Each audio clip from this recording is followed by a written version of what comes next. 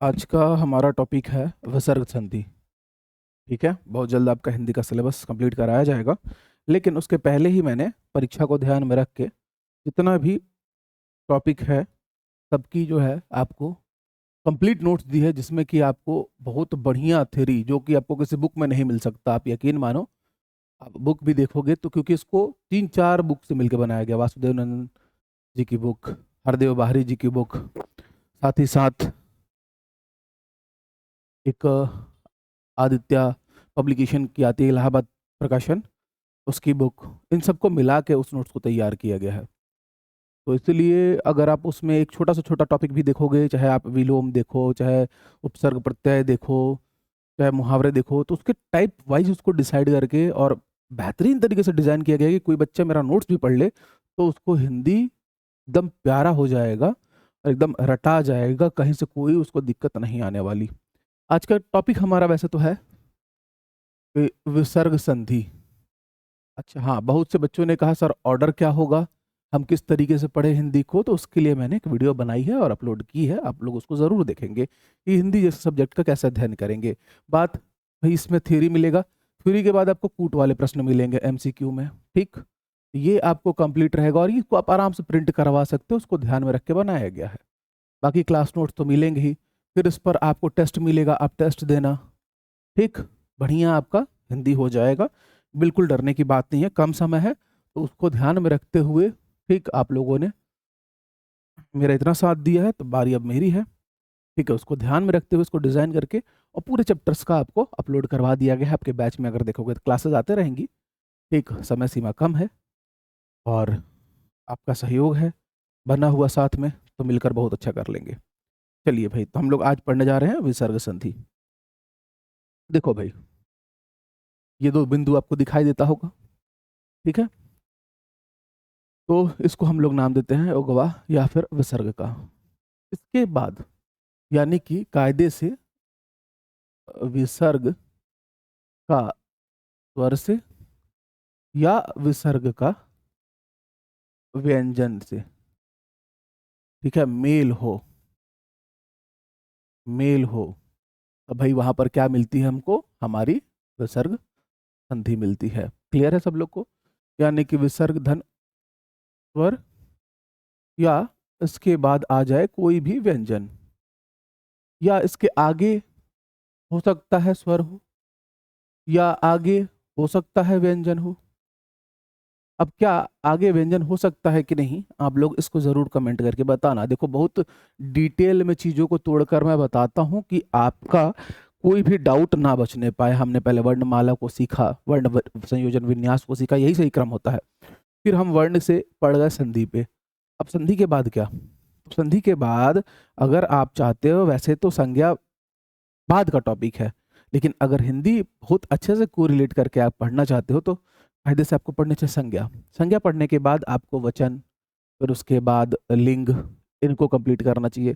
फिर कूद जाना चाहिए आपको शब्द रचना में, जहाँ पर आप तत्सम तद्भव से शुरुआत करेंगे, देशज विदेशी विदेशज शब्द पढ़ेंगे, फिर उपसर्ग प्रत्यय पढ़ेंगे, पर्यायवाची, विलोम, अनेकार्थी, इस तरीके से करते हुए फिर समास। ये ऑर्डर होना चाहिए और उसके बाद लास्ट में आप खत्म करोगे वाक्य पर।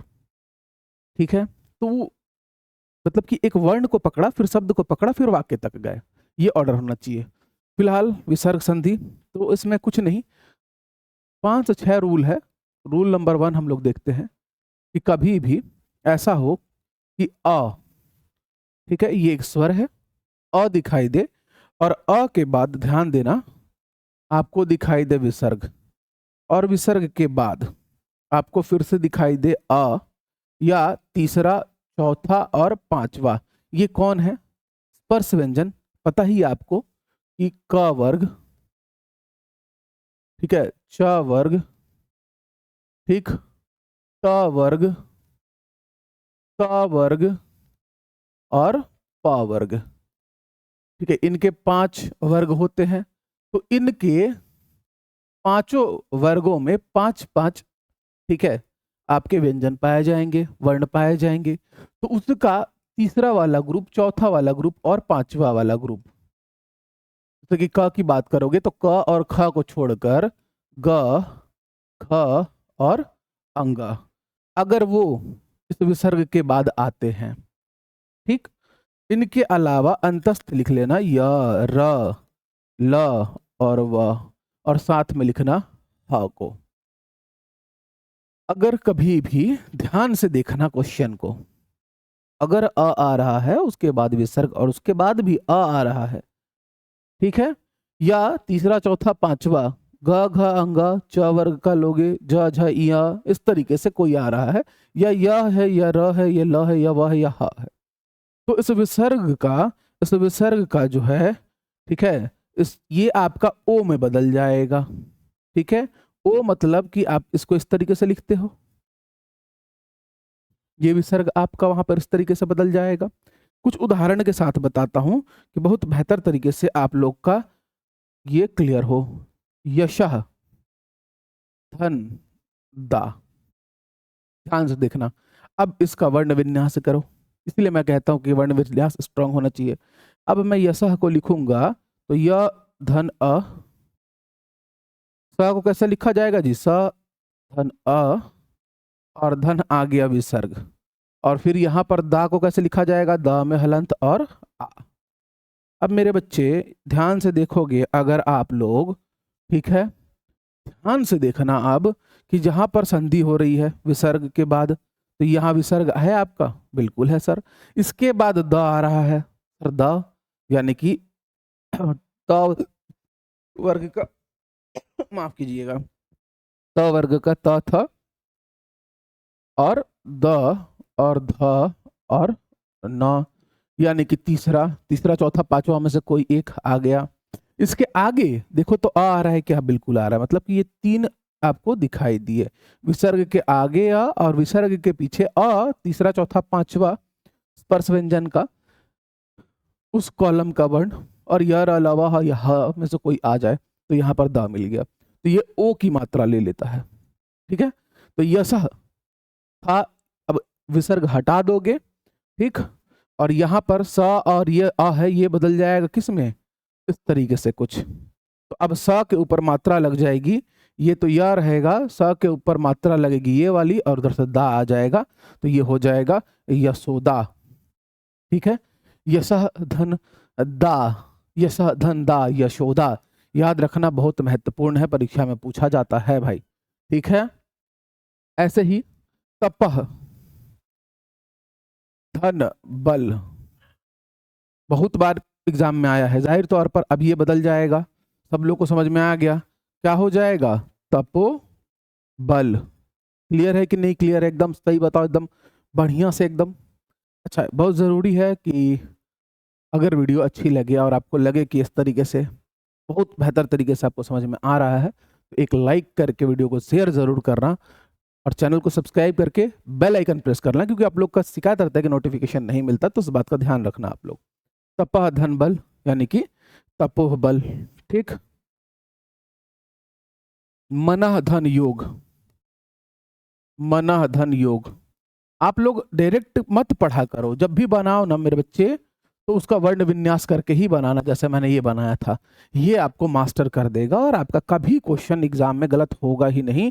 आप देख के अपने, ठीक है, मेंटल एबिलिटी से वहां पर एकदम उसको बना दोगे, एकदम सही सही, कभी भी कंफ्यूज नहीं होगे। मनोयोग, क्योंकि यह आ गया यहाँ पर, ठीक है, य र ल व और ह, विसर्ग के पहले बस आ होना चाहिए, उसके बाद अ या तीसरा चौथा पांचवा, या य र ल व अंतस्थ, या फिर ह, अगर इनमें से कोई है तो ओ की मात्रा में बदल जाएगा वो। उम्मीद करता हूँ रूल नंबर 1 बहुत अच्छे से आप लोग को समझ में आया। आ जाइए रूल नंबर 2 में, चलिए रूल नंबर 2 देखते हैं।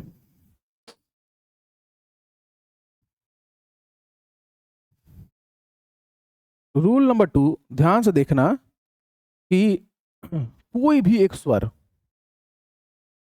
और धन विसर्ग और आपका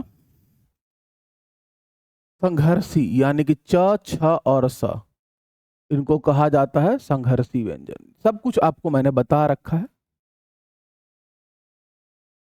ठीक, च छ और स उच्चारित करते हैं, उसके आधार पर एक नाम दिया गया है इनको। फिलहाल आप याद रखोगे कि अगर विसर्ग से पहले कोई भी स्वर आ ई उ ए ओ कोई भी आता है और उसके बाद च छ या स आता है, तो मेरे बच्चे लिखना कि भाई उसके बाद, ठीक है, इस विसर्ग का लोप होगा और लोप होने के बाद ये बदल जाएगा स में। च छ और स आता है, च छ का स से व्यंजन में भी और विसर्ग में भी बड़ा नजदीकी नाता है, इस बात को ध्यान में रखना। अब एक उदाहरण के द्वारा मैं बताता हूं, जैसे निह धन चर, निह धन चर। अब निह कैसे लिखोगे, तो ना में हलंत लिखोगे बाबू, छोटी की मात्रा है, ठीक है, छोटी ई लिख दिया सर हम लोगों ने। फिर लिखा हम लोगों ने विसर्ग, फिर लिखा हम लोगों ने च में हलंत धन आ, धन र में हलंत धन आ। ये इसका वर्ण विन्यास हुआ, ये इसका वर्ण विन्यास हुआ। जब मैंने वर्ण विन्यास किया तो मुझे दिखाई दिया कि भाई ये विसर्ग है, इसके बाद च आ गया और इसके आगे एक स्वर आ गया, इसके आगे एक स्वर आया, स्वर के बाद विसर्ग आया और फिर कौन आ गया, च। और जब भी ऐसी स्थिति होगी तो ये जो है ये किस में बदल जाएगा, स में बदल जाएगा। ये जो है किस में बदल जाएगा, स में बदल जाएगा। और आगे से आपके पास कौन है, तो नी धन ई है, यानी कि नी है, और साथ में यहां से कौन है, तो चर है। तो अब इसे लिखा जाएगा, जो मैंने लिखा है वो भी सही है, ठीक है, आप लिख सकते हैं इसे निश्चर। ये हो गया आपका करेक्ट आंसर। अब बताओ क्लियर है कि नहीं रूल नंबर 2, कि भाई कोई भी स्वर हो उसके बाद विसर्ग हो और उसके बाद च छ और स हो, तो उसके बाद हमने वर्ण विन्यास किया। मैंने आपको जोड़कर दिखाया कि जब भी ऐसी स्थिति उत्पन्न हो, पहले वाले में केवल अ था, अ के लिए नियम था वो पहला वाला, क्योंकि अ भी एक स्वर है, लेकिन यहां किसी भी स्वर की बात कर रहा है। उसके बाद विसर्ग के बाद च छ और स होना चाहिए, वहां विसर्ग के बाद अ था, फिर उसके बाद तीसरा चौथा पांचवा, ठीक है, कॉलम यानी कि जो आपका पंक्ति होगा उसके वर्ण थे, और उसके बाद य र ल व और ह थे। यहां पर आप देखना कि च और छ और स रहेंगे, तो इससे आप पहचान करोगे, स में बदल जाएगा। अब मान लो एक उदाहरण और, ठीक है, निह धन सख, जाहिर तौर पर ये किस में बदल जाएगा, तो सा में बदल जाएगा, तो क्या हो जाएगा, निसक। क्लियर है सब लोग को। अब आ जाइए, अब हम लोग चलते हैं हमारे रूल नंबर 3 पर। रूल नंबर 3 पर चलिए लिखिएगा। पहले हमने अ के लिए देखा, फिर हमने देखा किसी भी स्वर के लिए, और अब हम देख रहे हैं कि विसर्ग से पहले अगर ई स्वर आ जाए, छोटी ई आ जाए अगर विसर्ग से पहले, ठीक, और उसके बाद में र आए, कंडीशन देखिए, फॉलो कीजिएगा, तब इसका लोप कर दोगे, इसको सीधे सीधे गायब कर दोगे, इसको लोप कर दोगे मेरे बच्चे, इसको करोगे गायब, और जो छोटी ई है उसको आप बड़ी ई में बदल दोगे। ध्यान से समझना कि इसके बदले कुछ नहीं आ रहा है, विसर्ग का लोप हो जाएगा और जो छोटी ई है वो बड़ी में आ जाएगा। और ये बार बार बहुत इंपॉर्टेंट है, मैं एकदम आपको बता रहा हूं ईमानदारी से, बहुत इंपॉर्टेंट है, हर बार बच्चे लोग से क्वेश्चन गलत करवा देता है इसका एग्जाम्पल, क्योंकि बदलता कुछ है नहीं खास, लोप हो जाता है विसर्ग का, लेकिन हाँ हर्ष इकार दीर्घ इकार में बदल जाता है, यहां पर जो है गणित आ जाता है ये वाला, इसको ध्यान रखेंगे। चलिए अब कुछ उदाहरण से आपको बताता हूं, समझिएगा अच्छे तरीके से। निह धन रोग, संधि करना है हम लोग को। अब मैंने आपको कहा कि भाई कैसे लिखा जाएगा, ये आप लोगों ने कहा सर ना धन ई लिख देंगे, अरे वाह वेरी गुड। फिर सर विसर्ग है, विसर्ग लिखो, हाँ भाई बढ़िया।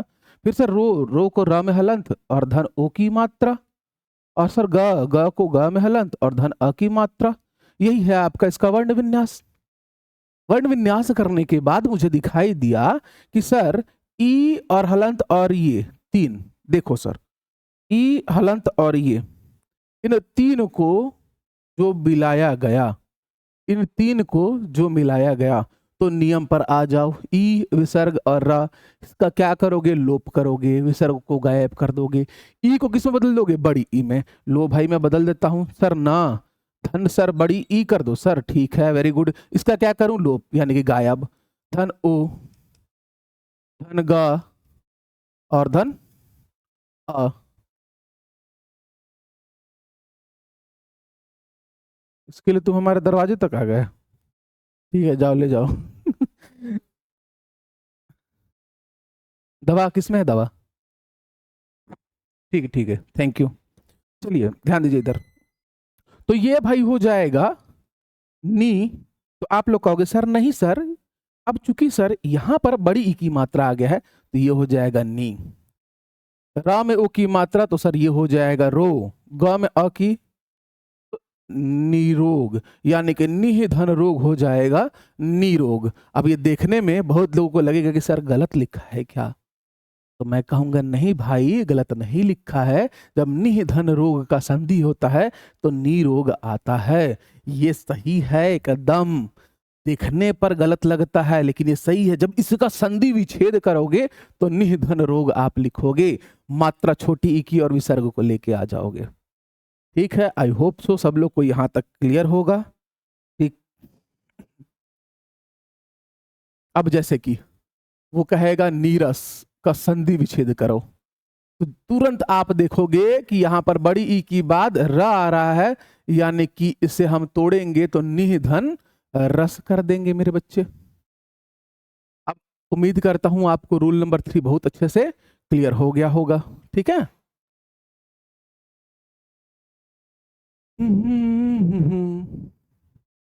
चलिए अब आते हैं हम लोग रूल नंबर 4 में।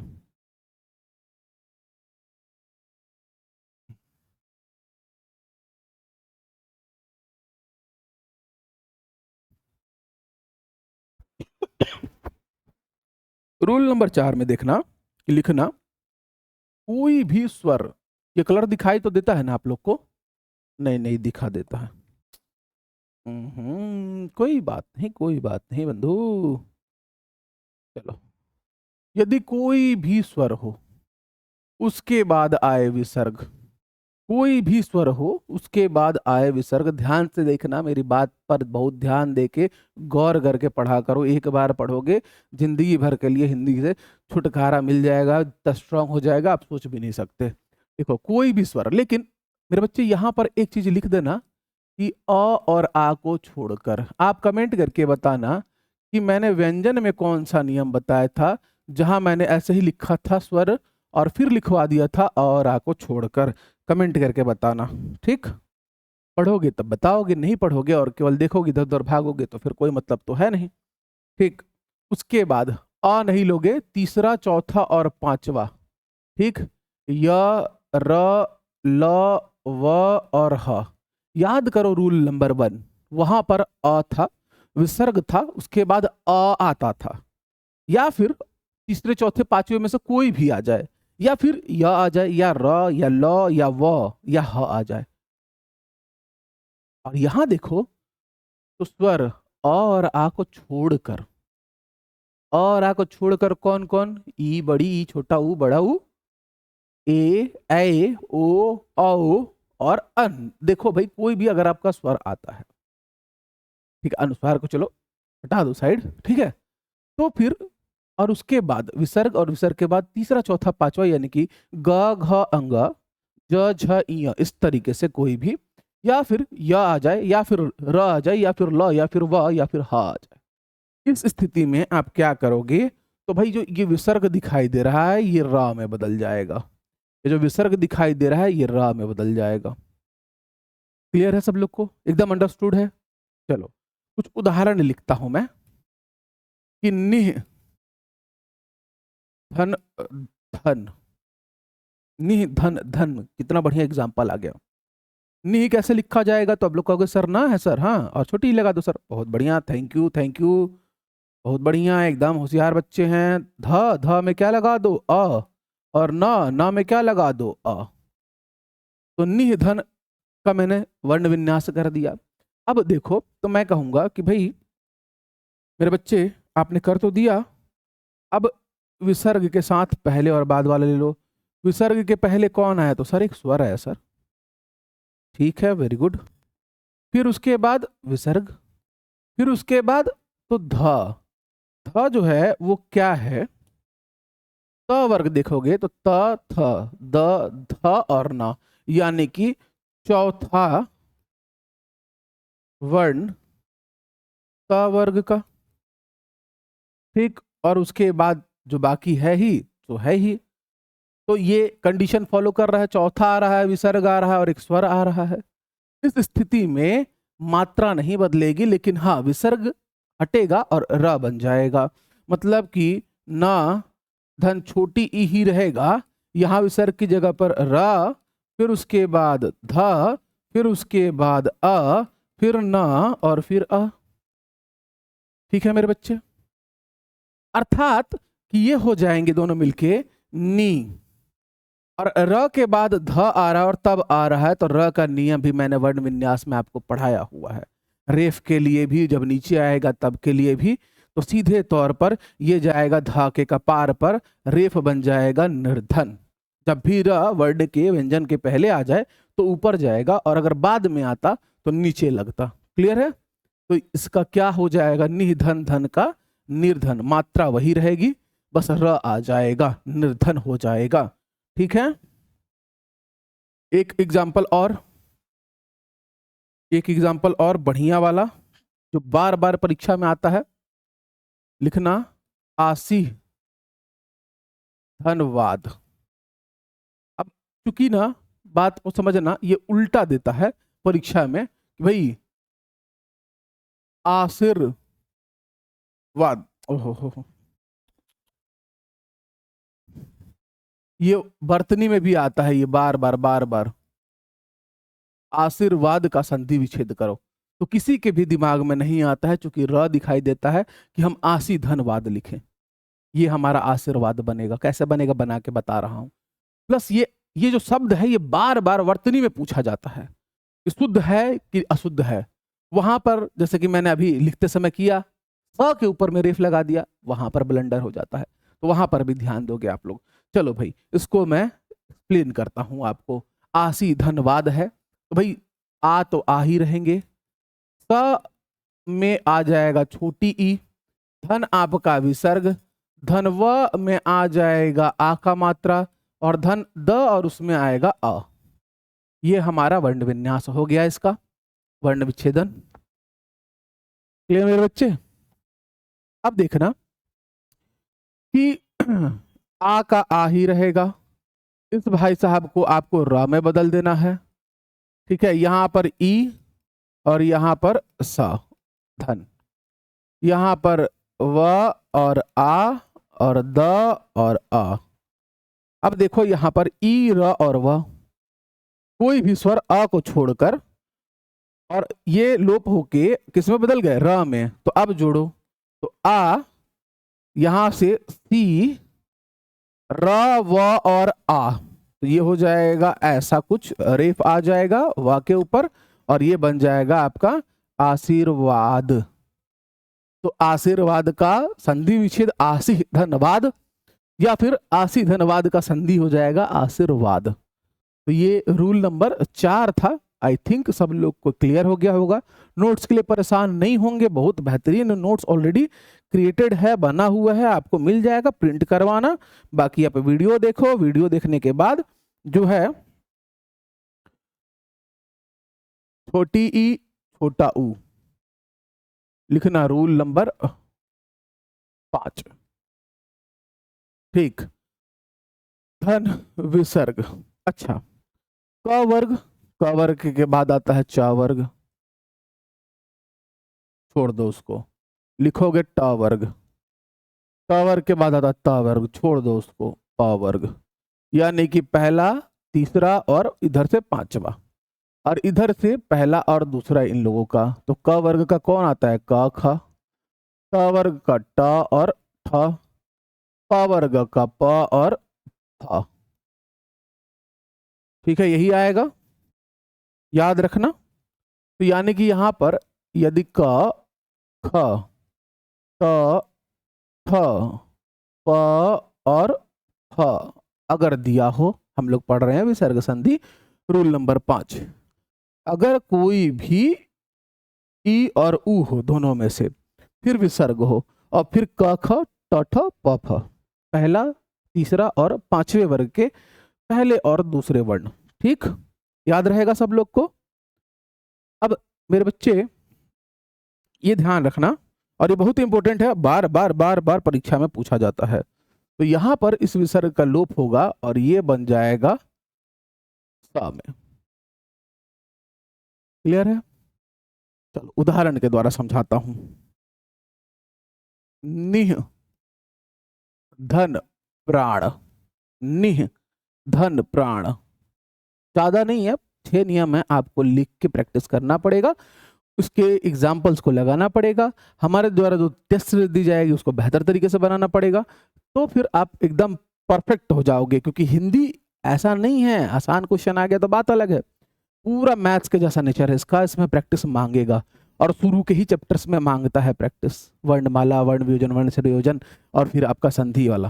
ठीक है, उसके बाद बाकी आप याद करो, आपका काम चल जाएगा। तो नि धन प्राण, तो देखो न धन छोटी ई, धन विसर्ग, धन प्राण, देखो अब नीचे में आया है र, तो नीचे में र आया है तो पहले प में हलंत आएगा, फिर र में हलंत आएगा और फिर आ की मात्रा, फिर न के लिए न धन आ जाएगा। ये हो गया इसका सही वर्ण विन्यास। अब जब इस तरीके से दिखाई दे कि भाई ई आए, ई के बाद विसर्ग और विसर्ग के बाद प आए, तब ये सा में इसका लोप होगा, यानी कि ये इस तरीके से आ जाएगा। ठीक, अब जो है इसको लिखो, तो लिखोगे ना धन ई, धन सा, धन प, धन र, धन आ, यानी कि अब देखो बवाल होने वाला है कि यहां से लेकर यहां तक जाके स्वर पर निर्भर करेगा और ना धन आ, ये है वर्ण विन्यास का असली खेल।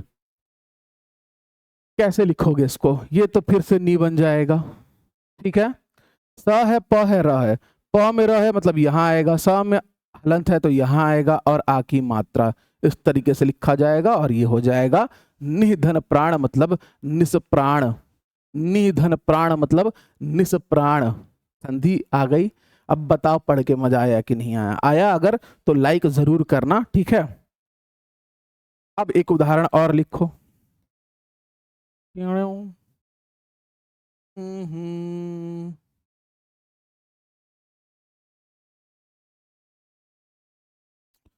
ठीक है, एक लिखना, बार बार जो परीक्षा में पूछता है, धनु धन टंकार, और बार बार बच्चे इसके समय मिस्टेक करते हैं, लेकिन मैं कह रहा हूं कि आज के बाद मेरा कोई बच्चा मिस्टेक नहीं करेगा। हिंदी अगर पढ़ना है तो देखो, हिंदी बहुत विद्वानों का काम है और साहित्य है यार, तो सागर है ये।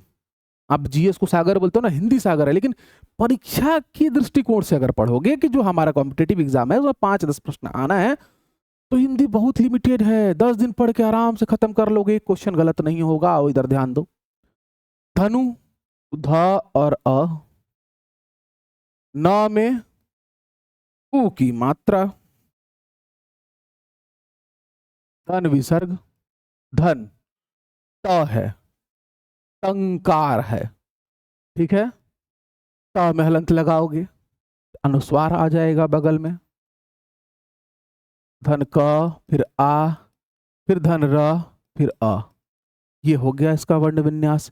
हमें जो नजर डालना है, हमें नजर डालना है इस पर कि उ के बाद विसर्ग और फिर ट आ जाए, उ के बाद विसर्ग फिर ट आए तो स में बदल जाएगा, यानी कि डायरेक्ट लिख देता हूं। ठीक है, धनुष टंकार, धनु धन टंकार, इसका संधि विच्छेद और संधि हो गया धनुष टंकार। क्लियर है? बार बार परीक्षा में पूछता है, सब लोग कमेंट करके बता दो जल्दी से कि क्लियर है।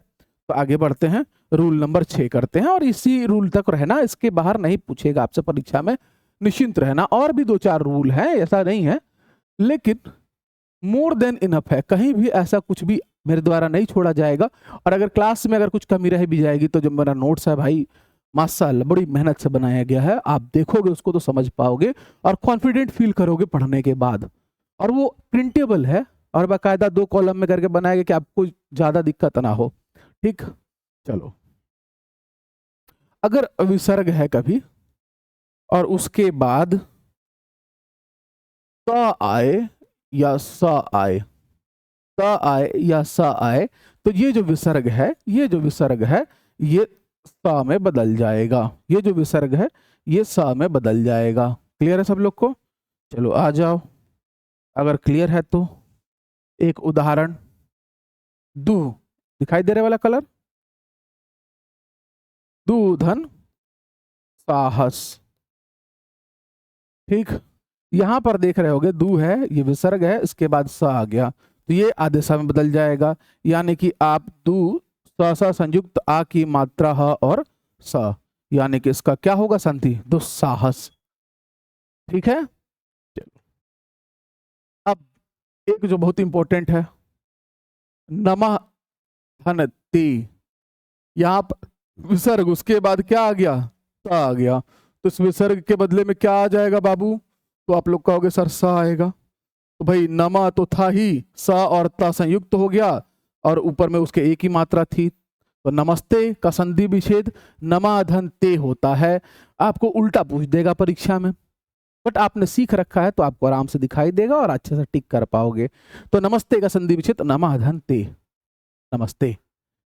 ठीक, तो इसी के साथ मेरा भी नमस्ते स्वीकार करें, और अगर वीडियो अच्छी लगी हो तो लाइक करके शेयर करना बिल्कुल ना भूलेंगे। बेल आइकन का बटन जो है प्रेस कर लेंगे कि आगे से वीडियो आए तो नोटिफिकेशन आपको सबसे पहले मिले। बढ़िया से जाइए एप्लीकेशन पर, इसका टेस्ट दीजिए और वहां से इसकी डीपीपी डाउनलोड करके प्रिंट करवाइए और उसका एक फाइल बना लीजिए। सारे जो हिंदी के सारे टॉपिक हो सकते हैं सबका मैंने पीडीएफ अपलोड करवा दिया है कि मेरे बच्चे परीक्षा सर पे है, और गलती मेरी नहीं है, और है भी, मैं अकाउंटेबिलिटी लेता हूं। आप लोग बिल्कुल इसलिए चीज के लिए मुझसे नाराज नहीं रहिएगा। और मैंने आपको वीडियो बना के दिखाया भी था कि मेरी परिस्थिति क्या है। अब वो अभी सुधार ठीक ठाक अभी नहीं हुआ है, बट फिर भी अब लगातार वीडियोस आएंगे चाहे जिस रूप में आए। आप लोग पढ़ते रहो, हर एक चीज का नोट, हर एक चीज का टेस्ट आप लोगों के लिए अवेलेबल करवाया जाएगा, जिससे आपकी तैयारी सबसे बेस्ट हो और वर्ग 3 में मेरे बच्चे जरूर सेलेक्ट हो। तो मेरी शुभकामनाएं आपके साथ है, आपकी मेहनत, आपकी लगन आपके साथ है। पढ़ते रहिए, मस्त रहिए। जय हिंद, जय भारत।